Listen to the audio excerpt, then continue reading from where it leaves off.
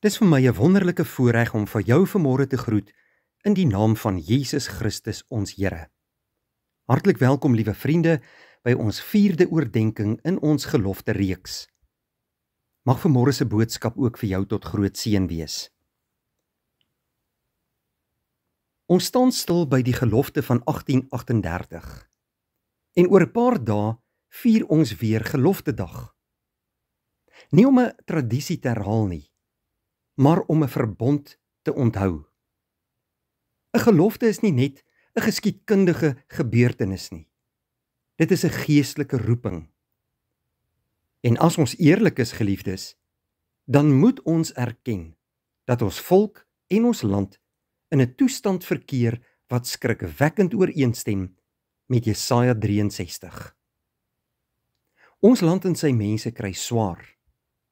Die korrupsie, wanbestuur, misdaad, werkloosheid en swak ekonomie raak ons almal. Vandag wil ek vir u reguit en duidelik sê, die Here is nie tevrede met hierdie land nie. Maar die vraag waarmee Jesaja ons konfronteer, is die kernvraag. Wat is die ware oorsaak van God se oordeele? Jesaja 63 is vir ons 'n besondere hoofstuk wat ons aan die hart raak en duidelike antwoorde op hierdie vraag gee. Jesaja sing in die eerste verse van Jesaja 63 van God se verlossing. Maar skielik verander hy sy toon.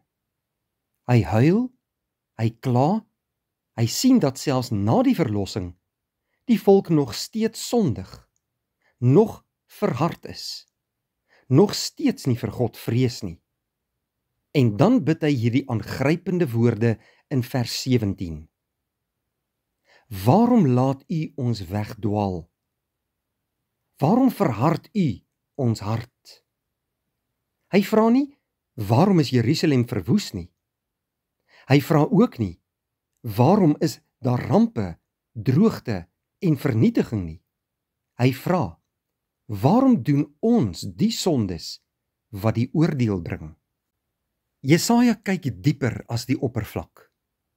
Hy sien dat die groot ramp nie droogte of ballingskap is in die tyd van Israel nie, maar in die hardheid van mense se harte. Hy sien harte wat nie meer die Here vrees nie.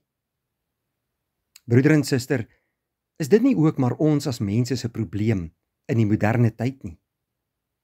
'n Volk wat deur God geseën is, dra vandag, soos Jesaja sê, al ons geregtighede soos 'n besoedelde kleed. Jesaja 64 vers 6. Baie kerke is leeg, die gesinne gebreek, die sedes van die samelewing het verval, en God se woord word dikwels verwerp. Die profeet Jesaja dwing ons om nie buite ons na skuldiges te kyk nie, maar binne in onsself. Waarom verhard u ons hart? Vra hy. Die groot elende van 'n volk begin nie by die vyand nie, maar by die harte van die wat die Here behoort te ken. En dan gee Jesaja vir ons die oplossing. En dit is die trefkrag van hierdie boodskap. Jesaja roep nie eerste keer terug o mense nie, maar hy roep, keer terug Here, ter wille van u knegte. Wat 'n gebed.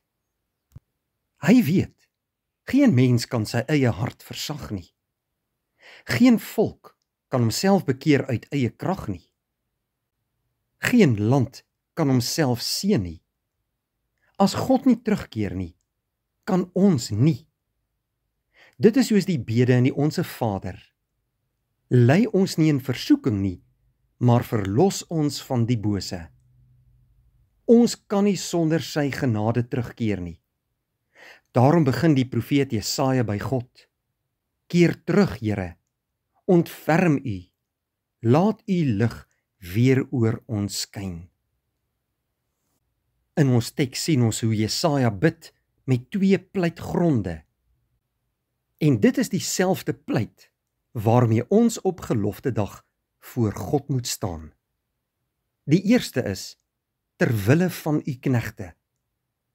Jesaja roep op die geloof van vorige geslagte. Abraham, Moses, Dawid. Hy sê, Here, onthou u verbond. Onthou die geloof van ons vaders. Laat u genade nie ophou nie. Ons mag ook so bid op hierdie geloftedag van 2025. Dink aan die gelowiges wat hierdie land opgebou het, wat God gevrees het, wat hom gedien het in eenvoud en ootmoed. Die Here het hulle gedra, sal hy ons dan geheel verlaat? En dan die tweede pleitgrond, ter wille van die stamme van u erfdeel. Hier beroep Jesaja hom op God se uitverkiesende liefde. Hy sê, Here, ons is die klei, u is die pottebakker, vorm ons weer. Dit moet ook ons gebed wees, wanneer ons die gelofte hierdie jaar vier. Here, vorm ons tot u eer. Ons vier binnekort geloftedag as moderne Afrikaner Christene. Wat moet ons doen? Die voortrekkers het die geheim verstaan. Al was hulle dapper, slim en vasberade, hulle vertroue was in God. Hulle gelofte was nie 'n poging om God te buig nie, maar om self voor hom te buig. Ons moet weer leer wat Jesaja geleer het. In die eerste plek, erken die sonde van die volk, maar begin by jouself. Nie by die politiek nie, nie by die ekonomie nie, maar begin by jou hart. In die tweede plek leer Jesaja ons moet nie net roep, Here, laat ons terugkeer nie, maar ook, Here, keer u terug. Gee weer u gees, maak weer harte sag, bring weer 'n begeerte na u woord, maak u kerke vol. In die derde plek leer Jesaja ons, dat ons moet pleit om God se trou, nie ons verdienste nie. Hy bid in Jesaja 64 vers 8, U is ons Vader, ons is die werk van u hande. En dan leer Jesaja ons in die vierde plek, verstaan die geloftedag reg. Geloftedag is nie in die eerste plek oor ons volk nie, maar oor ons God. Nie oor politiek nie, maar oor God se genade. Nie oor identiteit nie, maar oor aanbidding van die ware lewende God. En wanneer God terugkeer, verander hy hele volk. Wanneer hy sy gees uitgiet, wanneer hy harte versag, wanneer hy sy woord laat brand in ons midde, dan word droë grond nat en dan word 'n volk weer lewend. Broeder en suster, ons grootste gevaar vandag is nie die swak regering of swak ekonomie nie. Dit is ook nie die politiek nie. Dis nie misdaad nie. Ons grootste gevaar is 'n volk wat nie meer die Here vrees nie.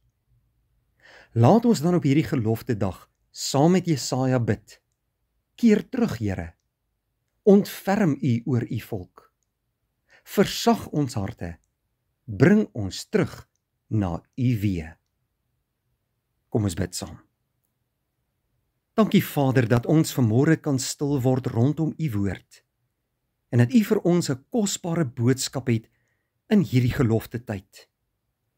Laat ons hierdie boodskap ter harte neem, onsself na u toe keer, om vergifnis vra en heilig lewe soos wat u wil hê ons moet wees. Maak ons gehoorsaam deur u woord en gees.